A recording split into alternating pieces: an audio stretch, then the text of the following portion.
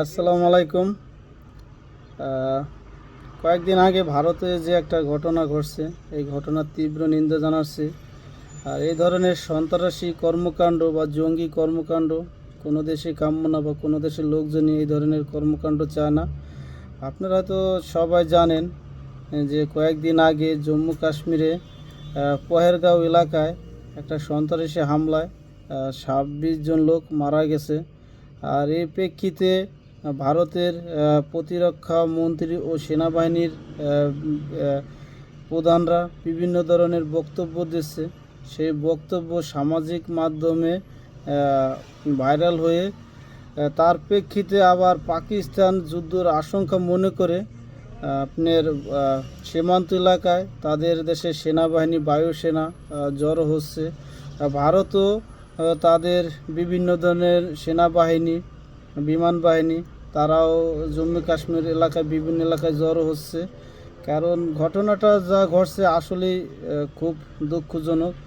কারণ জম্মু কাশ্মীর একটা পর্যটন এরিয়া, এখানে বিভিন্ন দেশের পর্যটক আসে, বিশেষ করে আমাদের বাংলাদেশের লোক অনেক যায়।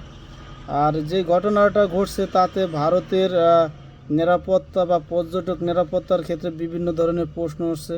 সেই প্রেক্ষিতে ভারতে এবং পাকিস্তানের দুই দেশের সীমান্তে বর্তমানে উত্তেজনা বিরাজ করছে। মনে হয় যে কোনো সময় যুদ্ধ বেঁধে যায় এরকম পরিস্থিতি। আর বিশেষ করে ভারত পাকিস্তানের অনেক চুক্তি পানি বা অন্যান্য চুক্তি এইগুলো বাতিল হয়েছে। কারণ আমরা কোনো দেশই চায় না যে যুদ্ধ হোক, কারণ যুদ্ধে অনেক ক্ষয়ক্ষতি হয় সাধারণ মানুষের। আর আমরা তো সবাই জানি যে ভারত পাকিস্তান এমনি একটু উত্তেজনা, আরও কোনো ইস্যু নিয়ে হলে তো তার আরও বেশি উত্তেজনা হয়। কারণ আমরা চাই না যে এই বিষয় নিয়ে তাদের দেশে কোনো যুদ্ধ বা খারাপ পরিস্থিতি হোক। আর বিশেষ করে এই ধরনের সন্ত্রাসী কর্মকাণ্ড কোনো দেশেই কাম্য নয়। আর এই প্রেক্ষিতে দুই দেশের সীমান্তে বর্তমানে অনেকটা উত্তেজনা।